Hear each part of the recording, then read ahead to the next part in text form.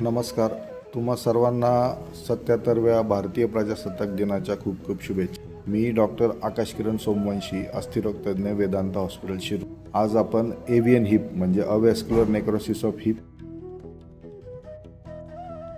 याविषयी थोडी माहिती जाणून घेणार. अवॅस्क्युलर नेक्रोसिस ऑफ हिप हा करोना काळानंतर मोठ्या प्रमाणात वाढत चाललेला आजार. बऱ्याचशा ज्या रुग्णांना करोना होऊन गेला अशा बऱ्याचशा रुग्णांना एव्हियनचा त्रास सुरू झालेला आहे. तर एव्हियन हिप याची प्रमुख लक्षणे काय आहे? पेशंटला खुब्यामध्ये चालताना, डेली रुटीन ॲक्टिव्हिटी करताना त्रास, पेन जाणवतो. जसं जसा आजार वाढत जाईल तसा त्या खुब्याचा स्टिफनेस वाढत जातो, पेशंटच्या हालचाली कमी होतात आणि पेनही वाढत. ज्यावेळेस हाडाचा गोलाकार पूर्णपणे कमी होतो त्यावेळेस पेशंट चालताना खुब्यातून क्रॅकिंग साऊंड पण येतं. याची आता मुख्य कारणे काय आहेत? तर ज्या पेशंटमध्ये स्टिरॉइड चालू आहेत, जसे अस्थमा किंवा ऑर्गन ट्रान्सप्लांटचे पेशंट आहे, किंवा ज्या पेशंटला आधी त्या खुब्या निसटला आहे किंवा फ्रॅक्चर झाला आहे, अशा पेशंटमध्येही एव्हियन हिप होऊ शकतो. बरेचसे जे आजार जसे सिकल सेल ॲनिमिया, लुपस अशा आजारांमध्येही एव्हियनचे चान्सेस जास्त असतात. तसेच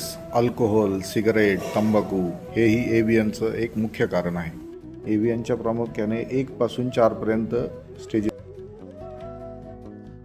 ज्यामध्ये पहिल्या आणि दुसऱ्या स्टेजमध्ये खुबा कमी प्रमाणात खराब होतो आणि तिसऱ्या आणि चौथ्या स्टेजमध्ये खुब्याचं खराब होण्याचं प्रमाण वाढतं आणि त्याचा गोलाकारही हे होतं. आता यामध्ये तुम्ही तपासण्या काय काय करू शकता? जर तुम्हाला खुब्याचा त्रास असेल तर डॉक्टरांच्या सल्ल्याने आपण एक्स-रे किंवा MRI करू शकतो. MRIमध्ये आपण अर्ली डायग्नोसिस करू शकतो. जसं ग्रेड 1 आणि ग्रेड 2 एव्हियन हिप आहे तो एक्स-रेमध्ये लवकर आढळून येत नाही, तो MRIमध्ये आपण शोधू शकतो. आता यामध्ये ट्रीटमेंट ऑप्शन काय काय आहेत? तर ग्रेड 1 आणि ग्रेड 2 एव्हियनमध्ये आपण गोळ्या, औषधं किंवा फिजिओथेरपी यानेही बऱ्यापैकी फायदा होतो. तसेच हायपरबेरिक ऑक्सिजन थेरपी किंवा स्टेम सेल थेरपी किंवा PRP इंजेक्शन ह्या गोष्टींनीही फायदा होऊ शकतो. आता सर्जिकल ऑप्शन यामध्ये काय काय अवेलेबल आहे की ग्रेड 1, ग्रेड 2 स्टेजेसमध्ये जर तुम्ही कोर डीप कंप्रेशन केलं, म्हणजे खुब्याचं जे हाड आहे त्याला मधून एक